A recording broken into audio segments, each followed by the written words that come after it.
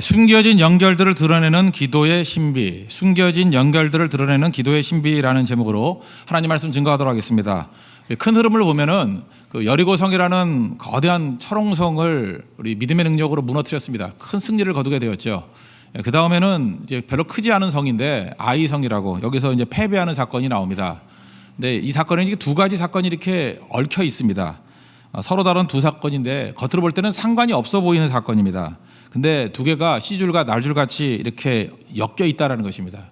우리 인생이 비슷하다라는 거예요. 어쨌든 두 가지, 세 가지가 막 엮여 있는데 우리는 그걸 처음에는 모릅니다.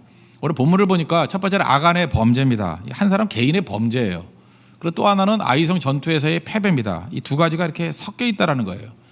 이게 상관없는 게 아니고 크게 보면 상관이 있는데 처음에는 이게 안 보인다는 것입니다.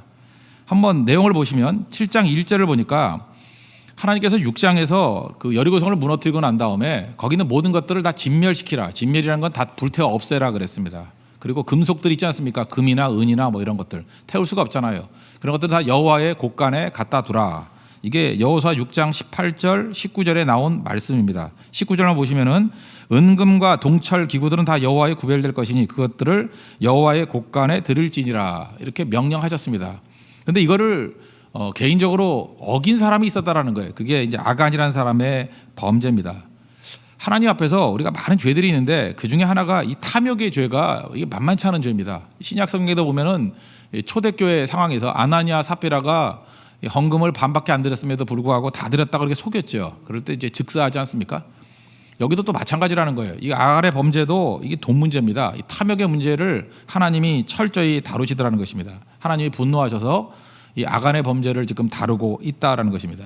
이 한 사람의 범죄가 공동체의 운명에도 영향을 미쳤다. 이게 첫 번째 사실입니다. 그러니까 이 아간의 범죄는 어떤 거예요? 사람에게는 드러나지 않은 사건입니다. 그러니까 우리 같이 인간들이 못 보는 게 있어요. 사람에게는 드러나지 않는 사건들, 숨겨진 사건입니다. 그리고 이 사건은 하나님과의 관계에서 벌어진 사건입니다. 그리고 하나님이 분노하신 사건입니다. 근데 아무도 몰라요, 이거는. 우리 인생 가운데도 지금 우리가 인식하지 못하는 일들이 지금 벌어지고 있습니다. 이게 아간 사건 같은 게 있다라는 거예요. 이게 두 번째 동시에 벌어진 사건인데 아이성 전투에서 패배한 사건입니다. 2절부터 5절까지 내용이 쭉 나오는데 정탐꾼 보냈습니다. 근데 이것도 굳이 이렇게 막 억지로 잘못을 찾아낸다 그러면 뭐 몇 가지 잘못 찾아낼 수 있어요. 아이성 정탐하러 보냈는데 뭐 기도하고 보냈다 이런 얘기가 없어요. 뭐 했는지 안 했는지 모르지만 뭐 안 한 것 같아요. 그죠? 크게 안 했던 것 같아요. 그래서 하나님을 언급하는 내용이 없다 이런 것이 있었고 또 3절을 보니까 이제까지는 하나님 바라봤는데 이들이 지금 뭘 바라보냐면 수를 바라봅니다. 다 올라가게 하지 말고 한 3,000명 정도만 3,000명 정도만 올라가자. 왜냐하면 그들은 소수니 이제까지 이들의 마음 가운데 하나님을 바라보는 사람들 아니었습니까? 근데 수를 바라보기 시작합니다. 그러니까 이것도 문제가 있는 거죠. 뭐 굳이 예를 든다 그러면 그리고 이걸 또 다른 해석을 한다 그러면 최선을 다하지 못한 부분이 있다라는 것입니다. 근데 약간 좀 억지스럽지 않습니까? 우리가 설교할 때 이런 식으로 하는데 약간 좀 억지 같아요. 이런 정도의 문제라 그러면 우리 가운데도 뭐 많이 일어나잖아요. 이걸 자만합니다 이렇게 말할 수도 있지만 이게 아주 큰 부분은 아닌 것 같습니다. 이렇게 억지로 찾아내는 거죠. 이건 이제 설명을 한다면 이렇습니다. 사람에게 드러난 사건입니다. 다 드러난 사건이고 또 인간들 사이에서 벌어진 패배의 사건입니다. 그리고 패배 이후에 이스라엘 백성들은 완전히 낙담하게 되었다 이런 얘기입니다. 여기서 영적 비밀이 있는데 이제 두 가지가 이렇게 섞여 있다는 거예요. 아간의 범죄 사건과 아이성 패배 사건, 사실은 전혀 관계없어 보이는 두 사건이 긴밀하게 연관을 맺고 있더라는 것입니다. 우리 인생도 마찬가지예요. 여러분도 살다 보면 그럴 때가 있죠. 뭐 엄청난 범죄를 저질렀을 때 아무 일 없이 넘어가는 것이 보일 때도 있고 아무리 생각해봐도 내가 뭘 잘못했다는 거야 도대체. 그런데 이 데미지는 또 엄청나게 크게 올 때가 있지 않습니까? 그럼 도대체 뭐가 맞는 거야? 이게 혼돈이 올 때가 있다는 거예요.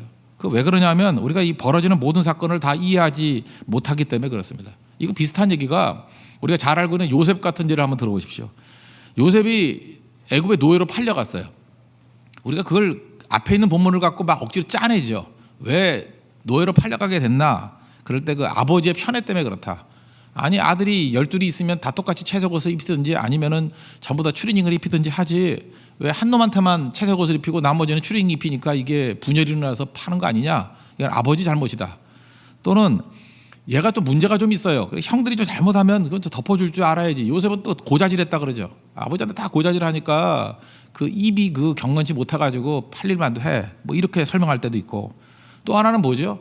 자랑하는 거죠. 자랑질하니까 문제지. 자랑하면 빼앗긴다고. 아니 해아들과 11별이 절하고 뭐 곡식단이 절한 거 있으면 혼자나 품고 있지. 그걸 또 가서 자랑하냐? 자랑하니까 이렇게 된 거야. 그래서 요셉의 범죄에 대해서 약간 좀 억지스럽죠. 막 짜내는 거예요. 이러니까 팔려갔다. 근데 이런 해석은 제가 볼 때 그리 좋은 것 같지 않습니다. 우리 일상생활에서 이렇게 말한다 그러면 넘어지지 않을 사람이 누가 있으며 이 자체가 율법적인 접근 아니겠습니까? 좀 더 크게 보자라는 거예요. 이런 일들이 벌어졌을 때 사실은 하나님의 큰 계획이 있는 거 아닙니까? 요셉이 애굽에 갔어야 됐어요, 미리. 요셉은 그걸 나중에 알잖아요. 그래서 자기가 해석을 하잖아요. 하나님께서 우리 가족과 우리 민족을 구원하기 위해서 나를 먼저 보내신 것이라고. 그러니까 우리가 고난이나 우리의 삶에서 해석이 안 되는 부분에 대해서 하나님을 신뢰하는 부분, 그게 바로 뭐예요? 그게 섭리라고요. 하나님 섭리를 믿는 거. 이게 굉장히 중요한 시각이라는 것입니다. 룻기도 얼마 전에 살폈죠. 크게 보면 하나님의 주권이 있어요. 주권이 있는데 그 룻기 1장, 2장, 3장, 4장을 보면 각각 개인의 인간의 이게 선택이 나온다고요. 먼저 룻이 선택하고 하나님을 선택하고 보아스가 또 선택하고 룻이 선택하고 또 보아스가 책임지도록 선택하는 그 과정 속에서 하나님의 주권의 배경 속에 인간의 선택이에요. 그러면서 하나님의 섭리가 이루어지게 되더라는 것입니다. 오늘 본문도 그래서 쉬운 부분이 아니에요. 각각의 개별적인 사건까지 보이는 곳에 하나님의 섭리의 손길이 있더라는 것입니다. 우리에게는 보이는 사건이 있어요. 다가 아니라는 거예요. 보이지 않는 또 다른 게 있습니다. 우리는 지금 내용을 다 하니까 이게 보이는 거지 현실 속에 있는 백성들이 이걸 볼 수가 없었다라는 거예요. 그러면 우리가 어떻게 살아야 될 것인가 한번 보십시오. 첫째, 여러분의 인생에서 이렇게 보이는 사건이 있죠. 보이는 사건은 뭐예요? 아이성 패배. 이건 보이잖아요. 내가 지금 안 되는 거예요. 실패한 거예요. 깨진 거예요. 그러면 이게 무슨 뜻인가 살피지 말고 무조건입니다. 하나님 앞에 엎드려 기도하라는 거예요. 여호수아가 그랬잖아요. 우리가 졌습니다. 하나님 어찌합니까 하고 엎드리잖아요. 제 가운데 엎드렸다 그랬어요. 티끌 가운데. 그러니까 하나님 앞에 회개하는 마음으로 엎드렸다라는 것입니다. 그랬더니 이 영광이 보이기 시작하더라는 거예요. 이거 자기가 연구해서 알아낸 거 아닙니다. 뭐 조사해서 알아낸 거 아니에요. 엎드리니까 보이기 시작하더라는 거예요. 그래서 가장 넓은 시야를 가진 사람은 누구냐? 기도하는 사람입니다. 근데 기도를 누가 하느냐? 이렇게 걸림돌에 넘어진 사람이 기도하게 돼 있어요. 몸이 아프면 기도합니다. 여기 보면 건강한 사람이 기도할 것 같이 보이는데 그렇지 않아요. 몸이 아픈 사람이 기도하고요. 돈 있는 사람은 기도 참 힘들어요. 그래서 돈 있는 사람이 기도한다 그러면 참 위대하게 보입니다. 그거 쉽지 않아요. 돈 없어야 기도가 나와요. 그죠? 새벽 기도도 보면은 다 돈 없는 사람들이 나와요. 돈 있는 사람들은 새벽 기도도 이제 없어질 때 나올 거예요. 예. 되게 이제 그렇다라는 것입니다. 중요한 게 뭐예요? 이게 보이는 거거든요. 보이는 어려움이 있을 때 넘어져서 그것 때문에 기도하는 거예요. 막 기도하다 보면 내 눈으로 일상의 눈으로 절대 안 보이는 겁니다. 하나님의 눈으로만 볼 수 있는 것들이 막 보이기 시작해요. 그래서 우리가 풍성해지는 것입니다. 지금 아이성에서 패배했기 때문에 마음이 막 녹아져 내렸잖아요. 그래서 기도하다가 하나님이 보여주시는 거예요. 너희 삶 가운데 너희 공동체 가운데 영적인 범죄가 있다. 그거 처리하고 가지 않으면 안 된다라는 거죠. 그래서 6절부터 9절까지 보니까 여호수아가 옷을 찢고 이거 철저 회개를 얘기하는 거거든요. 티끌을 뒤집어 쓰고 하나님께 회개했어요. 그러면서 기도하는 거예요. 7절 보니까 주 여호와여 그랬고 8절에는 주여 아주 짧게 기도합니다. 주여 어찌합니까? 건져주십시오. 우리 가운데 패배 없는 인생이 어디 있겠습니까? 실패 없는 인생이 어디 있겠습니까? 넘어지지 않는 인생이 어디 있겠어요? 그때 분석하지 말고요. 그냥 엎드려야 된다니까. 다 기도해야 된다니까요. 실패해서 성공으로 바뀌는 그것만 있는 게 아니고요. 그것보다 훨씬 더 풍성한 하나님의 은혜가 있습니다. 하나님께 주시는 더 능력이 있다라는 거예요. 그래서 우리 예수 믿는 사람들은요. 기도가 있기 때문에 기도는 뭐냐면 궤도 수정 능력이에요. 여러분 일단 시작할 때는 믿음으로 시작하십시오. 지금도 뭐 다 알아야 시작하겠다는 사람은 절대 시작 못해요. 우리는 하나님의 약속을 믿고 믿음으로 시작하는 거예요. 그럼 믿음으로 시작하면 그 시작한 대로 다 되느냐? 안 그래요. 과정에서 막 좌충우돌한 일들이 막 벌어집니다. 그런데 우리가 또 뭐가 있어요? 기도의 능력이 있어요. 그래서 기도를 통해서 궤도를 수정하는 겁니다. 그래서 믿음으로 시작하고 기도로 궤도 수정하는 거예요. 그래서 마지막에 하나님의 축복의 열매를 거두게 되는 것입니다. 이게 성도가 살아가는 길이라는 거예요. 요즘에 뭐 북한에서 자꾸만 이렇게 미사일 쏘고 막 그러는데 박격포 같은 거 있죠. 유도 장치가 없는 거 빵빵 쏴대는 거예요. 그럼 제대로 안 맞잖아요. 근데 최고의 높은 수준의 미사일 특징이 뭡니까? 유도 장치가 있어요. 쏘고 난 다음에 마지막에 유도를 하죠. 정확하게 어떤 때는 1m 오차 내에서 맞출 수 있게. 그게 유도 장치가 기도라니까요. 일단 발사하는 거예요. 믿음으로 발사하고 기도로 궤도를 수정하는 겁니다. 하나님 앞에서 지금 마찬가지잖아요. 지금 일단 벌어졌어요. 그런데 뭐가 문제가 되는지 잘 모르잖아요. 그런데 기도하는 가운데 하나님께서 궤도 수정해 주시더라는 것입니다. 우리는 기도가 없으면요, 이게 왜 졌느냐 맨날 분석해요. 맨날 숫자 파악하고 전략 파악하고 될 것 같이 보이죠. 그러면 그것도 해보세요. 인간의 머리이기 때문에 될 때도 있고 안 될 때도 있어요. 그런 식으로 시행착오법이라는 거 있죠. 우리 인생은 시행착오법. 시행착오로 계속 해보면 인생이 10년이 20년이 가버립니다. 그걸로 뭐 세상에서 성공했다 그러는 사람 해봐야 그러니까 육적인 성공일 뿐이에요. 근데 하나님 앞에 기도하는 백성들은요, 그런 정도가 아니라 심오한 깊이 있는 영적인 부분까지도 다 처리할 수 있는 지혜를 주신다는 것입니다. 혹시 여러분 지금 넘어져 있는 분들 계십니까? 실패 또 태클이 오는 분들이 있습니까? 그때 하나님께서 원하는 건 딱 하나예요. 엎드리라는 거예요. 티끌 가운데 엎드려 여호수아 같이 기도하라는 거예요. 그러면 우리 안에, 우리 공동체 안에, 혹시 또 내 안에 회개할 것들이 있어 죄가 훤히 보여요. 참 묘해요. 엎드려 기도하면요, 내가 처리해야 될 게 훤히 보인다니까요. 그게 보이니까 회개하게 돼 있죠. 회개하게 돼 있고요. 또 하나, 이제까지 보지 못했던 수정이 보여요. 수정 기능이 보인다니까요. 이렇게 갔으면 큰일 날 뻔했네. 그래서 이 궤도를 수정하게 돼 있어요. 이게 아니었구나. 이게 없었으면 큰일 나죠. 그래서 궤도를 수정하는 능력이 있고요. 또 그것도 아니라 그러면 또 뭐가 있냐면 강화시키는 게 있어요. 근육을 강화시키는 거예요. 그냥 갔으면 졌거든요. 여기서 무장시키는 거예요. 능력 있게 만드는 겁니다. 그래서 나아가는 거예요.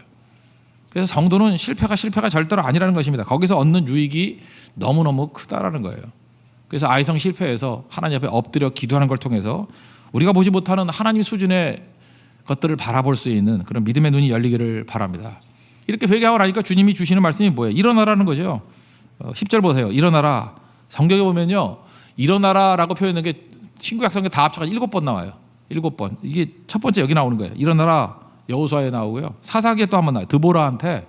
드보라가 그 여자 사사 아닙니까? 근데 그 장군이 이 바락이라는 장군이 있죠. 바락에게 일어나라. 그죠? 시스라를 내 손에 넘겨주었으니 대적을 물리치라 그럴 때 장군에게 일어나라 그랬던 게 나와요. 사사기 4장 14절. 그 다음에 엘리야한테 2번 일어나라 그랬어요. 그 열왕기상 19장에 보니까 이렇게 낙담이 있었죠. 로뎀나무에서. 여러분 혹시 낙심한 사람이 있습니까? 주님이 말씀하신 거. 일어나 2번 말씀하세요. 그리고 시작으로 넘어오면요, 나인성 과부의 소망이 아들 아닙니까? 아들이 죽었어요. 그때 예수님께 가셔가지고 이렇게 말씀합니다. 청년아, 내가 내게 말하노니 일어나라. 그랬더니 죽은 자가 일어나 버렸어요.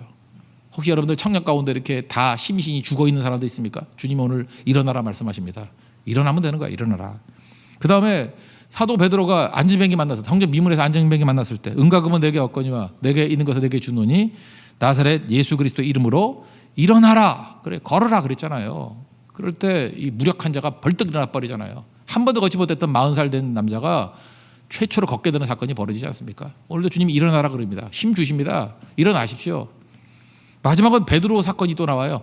감옥에 갇혔죠. 사도행전 12장에 보니까 감옥에 갇혀가지고 야고보 자기 그 친구 야고보가 순교당했는데 잠만 잘 자네요. 천사가 이제 빼주려고 나가라 그랬더니 계속 자는 거예요. 그래서 옆구리 쳐가지고 깨우는 장면 나오죠. 그때 또 뭐라 그래요? 일어나라 그러잖아요. 일어나라. 베드로야 일어나라. 급히 일어나라. 그랬더니 쇠사슬이 풀어지면서 해방되잖아요. 여러분들 이렇게 묶여있는 것들이 있지 않습니까? 예수님께서 일어나라 그러신다는 거예요. 그런 게 묶여있던 사슬에서 다 풀리는 은혜의 역사가 있다는 것입니다. 언제 다 이런 일이 벌어져요? 하나님 앞에 이유는 잘 모르지만 문제가 있을 때 엎드려 기도했을 때 주님 항상 일어나라 그러면서 이렇게 기적과 해결의 길들을 열어주신다는 것입니다. 여러분 그런 은혜를 체험하는 하나님의 종 되기를 바랍니다. 그러므로 엎드리면 알게 됩니다. 책 보면 알게 된다. 제가 보다 그거보다 더 큰 거예요. 엎드리는 자, 기도하는 자가 알게 돼요. 죄를 무릅쓰면은 알게 돼요. 그래서 하나님 앞에서 기도하는 사람만큼 지혜로운 사람은 없다라는 것입니다. 여러분 예수님 팔복 가운데 마태복음 5장 4절에 이런 말씀이 있죠. 애통하는 자는 복이 있다. 그들은 위로를 받을 것이다. 유진 피터슨 목사님이 메시지 성경 개인적인 번역을 한 게 있죠. 그 번역은 이렇게 돼 있어요. 가장 소중한 것을 잃었다고 느끼는 너희는 복이 있다. 그러니까 내가 생각하는 가장 소중한 게 있잖아요. 뭐 승리, 뭐 아이성의 승리, 뭐 이런 거잖아요. 내가 하고 싶은 것들. 가장 소중한 것을 잃었다고 느끼는 사람이 복이 있대요. 왜냐? 그때야 너희는 가장 소중한 분의 품에 안길 수 있기 때문이다. 그러니까 소중하다 그러는 거를 내놓고 더 중요한 주님의 품에 안기는 복을 받는다는 거예요. 그래서 애통이 복이 있다라는 거예요. 이 똑같은 맥락으로 놓고 본다 그러면 아이성에서 패배했어요. 뭐 그래봐야 36명 죽고 사실 그 국가적으로 보면 뭐 큰 패배는 아니에요. 작은 패배 하나를 통해서 얼마나 많은 걸 얻습니까? 이 아간이라는 사람이 지금 시작할 때 이 정도였는데 만약에 나라가 커져가지고 이렇게 국가의 틀을 잡았을 때 이런 사람이 중책을 맡았다 그러면 큰 문제가 생길 거 아니에요. 우리 안에도 해결되지 못한 죄가 있을 때 미리 처리해야지 나중에 그게 수습이 안 될 때 드러나 버리면 얼마나 큰 낭패에 빠지겠습니까? 그래서 주님께서는 이런 것들을 처리하라는 거예요. 처리. 그리고 또 하나 말씀은 능력이 있기 때문에요. 이렇게 넘어지는 걸 통해서 우리에게 깨달음을 주셔요. 그리고 주께 돌아가는 은혜를 주신다는 거예요. 여러분이 승승장구만 하면요 절대로 믿음이 자라지 않습니다. 근데 이게 넘어지는 걸 통해서 죄도 청산하고 내가 잘못된 방향도 수정을 하게 되고 주께로 돌아가는 능력이 있다라는 거예요. 찬송가 28장, 옛날에도 28장이고 바뀐 찬송도 28장. 항상 28장은 복의 근원 강림하사예요. 복의 근원 강림하사 아시죠? 그 예배 드릴 때마다 각 교회마다 맨날 부르는 찬송이에요. 이따가 한번 찬양해 볼까요? 이 찬양을 만든 사람이 로버트 로빈슨이라는 사람인데요. 조지 피필드라고 있죠. 그 각성운동을 할 때 조지 피필드 목사님의 설교를 듣고 회심한 사람이에요. 되게 능력 있는 사람, 은사가 있었어요. 그래서 복의 근원 강림하사 이거 노래 만들었거든요. 찬송가 짓고 얼마나 많은 사람들에게 은혜를 끼쳤는지. 아마도 예배 시작할 때 아마 전국 교회의 3분의 1 정도는 복의 근원 강림하사로 시작할걸요. 이거 굉장히 많이 부르는 찬양인데 그러다가 이 사람이 또 교만해졌어요. 하나님의 은혜를 너무 많이 받아가 잘 되니까. 그래서 막 승승장구하니까 자꾸 소원해지고 하나님 말씀을 떠나게 되고 그랬다는 거예요. 근데 하나님이 놔두겠어요? 이 사랑하는 백성인데 폭삭 망했어요. 폭삭 망해가지고 아이성 패배 같은 일이 벌어졌다고. 진짜 큰 싸움에서 이기고 난 다음에 작은 일에 자만심 때문에 이렇게 넘어졌어요. 마음이 너무 아프니까 무너진 마음 되새기겠다고 여행을 떠났습니다. 어느 마을을 갔는데 우연치 않게 만날 이유가 없는데 어떤 영적인 젊은 여자분을 만났어요. 근데 그분이 너무 낙심해 있으니까 이분에게 제가 찬송으로 위로해 드릴게요 하면서 불러준 찬송이 복의 근원 강림하사예요. 노래를 부르는데 계속 우는 거예요. 그러니까 여자분은 너무 기쁘죠. 자기 찬양을 듣고 막 눈물을 흘리고 회개하니까. 그래서 왜 그러냐고. 그러니까 잠깐만 불러주는 거야. 계속 반복해서. 그 말을 못하고 하다가 내가 만든 노래인데 그랬다는 거예요. 그죠? 그래서 그것 때문에 다시 돌아오게 됐다는 거예요. 영적 침체에서 회복이 되고. 지금 제가 이렇게 간단하게 얘기했지만 이 풀 스토리를 들어보면요 기가 막힌 얘기예요. 하나님께서 이 로버슨에게 이 찬양을 듣게 만들기 위해서 얼마나 많이 섭리의 손길이 있었는지 그래서 결국 그 노래를 듣게 만드는 자리까지 몰아가시는 거예요. 그리고 회복돼서 돌아오잖아요. 자기 동네에서 들었던 거 아니에요. 굉장히 멀리 떨어진 곳에서 우연찮게 어떤 여자분의 찬송을 반복해 듣고 돌아오게 되더라는 것입니다. 저도 그럴 때 있어요. 어떤 때는 제가 옛날에 썼던 글 보고 내가 혼자 의뢰받고 그럴 때 있어요. 내가 나에게 보낸 편지 같아요. 그런 게 있다는 거예요. 하나님께 만나게 해주십니다. 그러니까 이 아이성의 실패가 실패만이 아니죠. 아이성의 실패를 통해서 인간이 절대로 발견할 수 없는 아간의 범죄를 발견하는 거예요. 이건 남의 범죄라 생각하지 내 안에 있는 아간이 있거든요. 그걸 처리하게 만들고 수정하게 만들고 주께로 나가는 놀라운 일들이 있다라는 것입니다. 그럼 그 다음에 할 일이 뭐냐? 기도를 통해서 하나님께서 보여주시면 이제 제거해야죠. 그리고 믿음은 뭐예요? 선택이에요. 더 좋은 것을 선택하는 겁니다. 하나님의 절대 주권이 있다 그랬죠. 하나님이 모든 것을 다 이루신다. 절대 주권. 근데 또 하나는 인간의 책임이 있다 그랬죠. 자유의지. 이걸 저는 선택이라고 말하고 싶은데 인간의 선택이 있어요. 룻기에 선명히 나오잖아요. 전반적으로 하나님의 주권하에 있지만 룻과 보아스의 선택이 있을 때마다 이렇게 전진이 있었다고요.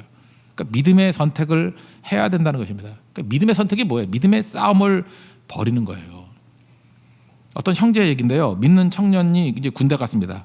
뭐 군대는 아무리 좋아져도 군대인가 봐요. 이제 쉽지 않았는데 이제 훈련 받을 때 6주간 훈련 받을 때 신교대에서 훈련 받지 않습니까? 신병교육대에서 50분 훈련하고 10분 쉬는 시간에 거기 또 군대니까 그 담배도 한꺼번에 피는가 봐요. 그래서 담배 일발 장전 그러면 다 이게 문제예요. 발사 그러면 10분 동안 막 빡고 막 푼대요. 이게 그죠? 장전 발사 그러고 근데 이게 믿는 사람이니까 자기는 안 하겠다 해서 그 시간에 성경 보고 그러니까 핍박이 있겠죠. 그러니까 너 혼자 유별나다 뭐 그러면서 참 힘들었다는 거예요. 근데 그중에 이 목마른 사람이 또 있잖아요. 핍박 당하는데 정말 하나님이 있냐 비아냥거리고 막 그러더라는 거예요. 근데 그 교육받다가 한 형제가 그 1년에 한 번 정도 이렇게 몸에 그 송곳으로 찌르시 아픈 일이 있더라는 거예요. 뭐 그 자기 체질이 그럴 수 있겠죠. 막 훈련을 못 받을 정도로. 근데 훈련 때 그게 있으니까 얼마나 힘들었겠어요. 그 찾아왔더라는 거예요. 근데 이제 기도해 주면서 야, 너 내가 기도해 가지고 하나님 살아계시니까 이 병 나으면은 너 교회 갈래? 그랬다는 거예요. 그때 진짜 나았대요. 진짜 나아버렸대요. 근데 나중에 낫고 난 다음에 교회 가자 그래도 또 안 가더래요. 하여튼 뭐 그런 일들. 근데 하나님께서 그런 위기 상황 속에서요, 그렇게 하나님의 믿음을 선택했을 때 이런 승리한 일들을 막 보여주기 시작하더라는 거예요. 또 하나 자대 배치 받고 난 다음에 또 고참들이 막 더러운 욕들, 뭐 여기서 다 표현할 수 없는데 막 하게 만들더라는 거예요. 남자들이 이렇게 더러운 욕하고 하면 무슨 뭐 또 남성다워진다고 생각하는 그런 정신당한 애들이 있는가 봐요, 그죠? 그래서 그랬대. 잘 못하겠다고 죽여달라고. 그때 진짜 죽여주더래요. 막 패고, 그죠? 엄청나게 맞고. 이제 그런 과정을 통과하면서 자기 믿음이 연단이 되고 저 사람은 진짜 믿는 사람이라는 것을 깨닫게 되잖아요. 그때 기도하는 가운데 하나님께서 보여주시더래요. 쓰러진 십자가를 세우라. 자기 이유를 모르겠더래요. 뭐가 쓰러진 십자가인지. 이제 하나씩 보니까 그 내무반에서 드렸던 예배가 있었대요. 자기 선배들이. 근데 그것이 이제 다시 회복이 되고, 그 다음에 교회에 있지 않습니까? 그 군대 교회에 가서 또 찬양 인도도 하게 되고, 나중에 아동부 교사를 맡게 되고, 그리고 이후에 자기 계급에는 맞지 않을 정도의 엄청나게 많은 일들을 감당하게 되는 이야기들을 하더라고요. 믿음은 선택이거든요. 딱 하나 선택했어요. 나 믿음의 길을 걸어가겠다. 그러면서 그 다음에 부수적으로 얻는 이적, 기적, 인간관계, 길이 열림, 이건 뭐 한꺼번에 다 오게 되더라는 것입니다. 여러분 인생 잊지 마십시오. 하나님 앞에서 믿음은 선택이에요. 그죠? 믿음의 길로 가는 것을 꼭 선택하십시오.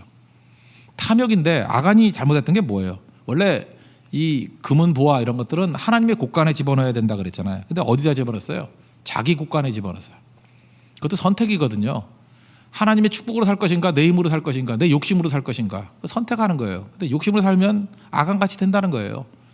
우리 인생도 하나님 곳간에 채워야 됩니다. 하나님의 것을 찾아야 된다는 거예요. 21절 보니까 노력한 게 뭔가 그랬더니 신할산의 아름다운 외투 한 벌. 신할은 어디예요? 바벨론이거든요. 그러니까 바벨론, 그러니까 지금식으로 하면 뉴욕에서 산 무슨 뭐 외투 한 벌 얼마쯤 할까요? 옷이 얼마쯤이면 비쌉니까? 외투?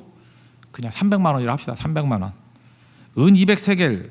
그 세겔이 11.5g이거든요. 예, 그래서 그 주얼리샵 하는 분에게 물어봤어요. 이게 얼마냐 그랬더니 한 200만 원쯤 한대요. 지금. 그 다음에 금입니다. 50세겔. 50세겔 이것도 계산해봤어요. 계산해봤더니 금은 좀 비싸대. 2,500만 원쯤 한대요. 그래서 대충 합쳐보니까 옷을 300만 원 치면 300만 원, 200만 원, 2,500만 원. 한 3천만 원 삥땅 한 거예요. 할만하죠? 3천만 원이면. 그죠? 3천만 원. 그리고 죽었어요. 여러분 탐욕이라는 게 이겁니다. 내 것 아닌 건데 더 가지려고 하는 거예요. 이거에 관한 아주 좋은 말씀이 야고보서 1장에 나오는데 14절 15절. 각 사람이 시험을 받는 것은 자기 욕심에 끌려서 미혹당하는 거라고. 그러니까 시험 당했다고 얘기하지만 시험 당하는 것보다 다 자기 욕심이에요. 자기 욕심 때문에 그래놓고 딴 데 잠깐 찾고 있어요. 욕심 때문에 미혹당하는 거래요. 욕심이 잉태한지 죄를 낳고 죄가 장성한지 사망을 낳느니라. 그러니까 욕심이 우리를 죽음으로 이끈다는 거예요. 정확하게 아간에게 적용되는 거죠. 우리 그럴 수 있다는 거예요. 욕심 버리고 하나님 붙들어야죠. 그 다음 답이 나와요. 그러면 욕심을 이기는 방법이 뭐냐? 야고보서 1장 16절 17절 보니까 사랑하는 형제들아 속지 마라. 명령하고 난 다음에 이렇게 살라는 거예요. 온갖 좋은 은사와 온전한 선물이 다 위로부터 빛들의 아버지께로부터 내려오나니 그는 변함도 없으시고 회전하는 그림자도 없으시니라. 우리 성도는 어떻게 살아야 돼요? 내가 탐욕과 욕심으로 채우려고 하는 것이 아니라 하나님이 주시는 은혜로 살아야 된다는 거예요. 온갖 좋은 것을 누가 주셔요? 하나님이 주시는 거라고. 그래서 하나님이 주신 것으로 채울 때 넘어지지 않는다는 것입니다. 실제로 뭐냐, 내가 붙들고 있다고 갖는 게 아니에요. 하나님이 주셔야 내 것이 됩니다. 저도 인생을 살아보니까 그래요. 제가 뭐 추구한 것도 별로 없지만 한동안 제가 되게 인기가 좋았어요. 그거 아세요? 인기도 좋고 뭐 사람도 모여들고 돈도 많고 내가 원했던 적이 없어요. 그런 거. 저는 약간 샤이한 내성적인 사람이거든요. 여러분 몰라서 그렇지 내가 고등학교 때까지만 해도 일주일 동안 말 한마디 안 했던 사람이에요. 사람들하고. 이렇게 별로 이렇게 나서는 거 이렇게 나대는 걸 이렇게 썩 좋아하지 않아요. 그 아시는 분은 알 거예요. 내가 진짜 안 좋아해 그런 거. 안 좋아하는데 할 수 없이 그렇게 되는 경우가 있어요. 이렇게 뭐 모여드는 경우도 있고. 근데 그 하나님이 주시는 거예요. 그러다가 또 싹 사라지는 때가 있어요. 뭐 아무것도 없을 때가 있다고요. 그러면 주시는 거 하나님이 주시는 것도 하나님이고 거두어 가신 것도 하나님이에요. 그러면 그게 필요해서 그거 갖고 일할 때가 있고요. 그거 없이 또 다른 거 갖고 일해야 될 때가 있다고요. 다 하나님이 쓰시는 방법이 틀린 거라고. 근데 욕심이 뭔지 알아요? 하나님이 주시고 거두어 가는 것에 반발하는 거예요. 내가 필요한 거 내가 주겠다는 거예요. 그래서 하나님이 주시는 거 말고 얻으려고 하는 방법이 두 가지가 있는데 첫째는 염려로 얻으려고 하는 거예요. 염려로 절대로 못 얻습니다. 또 하나는 욕심으로 얻으려고 하는 거예요. 욕심으로 절대로 못 얻습니다. 되게 헤매는 인생들 보면 염려가 많거나 욕심이 많거나 둘 중에 하나예요. 그리고 염려하고 욕심 부리다가 아무것도 못 얻어요. 근데 하나님이 주시는 것만 누리는 인생은 풍성해진다는 것입니다. 이 아간을 보세요. 진멸할 물건 지가 억지로 끌어다가 죽잖아요. 진멸할 물건과 함께 진멸당하잖아요. 근데 하나님이 주시는 거 부어주시면 되는 거죠. 여러분 사람의 인기 얻으려고 사람에게 뭐 그 영향력 얻으려고 그 융통성 있는 척 하지 마세요. 저 사람은 예수 믿지만 융통성이 많아 좋아. 타협한다는 거죠. 뭐 속이 넓어 좋아. 타협이지 뭐. 그러니까 하나님 철저히 믿어보세요. 어떤 때는 핍박당할 때도 있고 그 매도당할 때도 있고 그런 거죠. 믿음이 뭐예요? 선택이라니까요. 믿음작이라고 말하는 히브리서 11장에 나오는 거 두 구절만 보면요. 믿음의 선조 11장 16절 그들이 이제는 더 나은 본향을 사모하며 이 땅이 아니라 본향 사모했다는 거예요. 족장들. 더 나은 본향. 또 모세에 대해서 이렇게 설명해요. 히브리서 11장 25절 보니까 죄악의 날을 사람들과 함께 죄악의 날을 누리는 것보다 하나님 백성과 고난받는 것을 더 좋아하고 그러니까 결국 믿음이 뭐예요? 선택하는 거예요. 15절 보니까 여기 그 아간이 했던 행동에 대해서 망령된 일을 행하였다 이렇게 나와요. 이게 네발라라는 히브리 단어인데 헛똑똑이다 그런 뜻이에요. 또 하나는 바보 같은 짓 했다. 멍청이다. 하나님 주신 거 아닌 걸 가지고 누리려고 할 때 이런 일이 벌어지게 된다는 것입니다. 그래서 우리가 이렇게 태클 넘어졌을 때 우리가 해야 될 일 하나님 옆에 엎드려 기도하면 주님께서 이렇게 확 보여주신다니까요. 그래서 죄악들을 철저히 찾아내서 회개하는 겁니다. 이게 아니다 그러면 철저히 내 안에 아간이 있거든요. 철저히 회개하고 버리는 거예요. 버리는 거. 그리고 내 생각의 창고 안에 있는 뭐 음란함, 부정, 비판, 더러운 탐욕 이거 다 내어놓는 거예요. 여기 하나님의 곡간 그럴 때 이거 또 하나 나오는 거 있죠. 11조 같은 거. 11조도 훔치는 거 아니에요. 하나님 거. 그죠? 이게 내 창고에 들어가 있는 거예요. 그럼 아간같이 되는 거예요. 하나님 앞에 돌려드리는 거죠. 또 사상도 마찬가지. 무신론 이런 거 뭐예요? 하나님 없다 그러는 거. 이게 내 머릿속에 들어있으면 그런 것도 씻어내야 돼요. 무신론적인 사고. 유물론 모든 게 다 물질이다. 영적인 걸 다 부정해버리는 거 이거 지원해버려야 돼요. 범신론 모든 게 다 신이다 하는 것들 아니죠. 하나님만 신이니까 나머지 우리가 다 드려야 될 대상이에요. 이런 사상들 씻어내야 되고요. 진화론 창조 부인하는 거죠. 하나님이 어딨냐 뭐 인간이 다 저절로 된 거다 이거 씻어내야 되고 다신론 모든 게 다 신이다 이거 씻어내야 되고요. 포스트 모더니즘 구원받는 길에 이것저것 다 있다. 예수 외에 또 다른 길이 있다. 이런 것들이 지금 우리 가운데 얼마나 많이 들어와 있습니까? 이게 아간이야 아간. 이 철저히 씻어내지 않으면 이 교회가 교회되지 못한다는 것입니다. 하나님 앞에서 오늘 이 말씀이 보여주는 게 있죠. 여러분 니네 인생 살다 보면 네 머리로 다 할 것 같이 보이냐? 인간은 기껏해야 눈에 보이는 아이성의 패배 그거밖에 안 보여. 근데 그거 넘어졌지. 그러면 엎드리라는 거예요. 엎드리면 낮아지는 게 아니고요. 가장 높은 곳에서 다 보는 겁니다. 하나님의 시각에서 주님께서 우리를 보여주셔요. 제가 볼 때 제일 먼저 보이는 게 죄예요. 죄부터 보여주면서 회개하게 만들고 길을 보여주셔요. 궤도를 수정하게 만들고 힘을 주셔요. 그래서 우리를 강화시키고 그래서 그것 때문에 더 풍성해진다는 것입니다. 여호수아 7장 없이 8장의 승리 없고요. 7장 없이 그 이후에 성숙됨 없다라는 거예요. 오늘도 우리 삶 가운데 이런 작은 넘어짐들을 통해서 하나님께서 주신 이 풍성함들을 누리는 믿음의 백성 되기를 바랍니다. 두 가지 하면 돼요. 문제가 있으면 기도하라는 거예요. 보이면 제거하라는 거예요. 그런 지혜를 얻는 하나님의 거룩한 종 되기를 축원합니다. 모두 자리에서 일어나겠습니다. 우리 자기가 지은 찬양에 자기가 회심하고 돌아왔던 찬양 한번 합시다. 28장.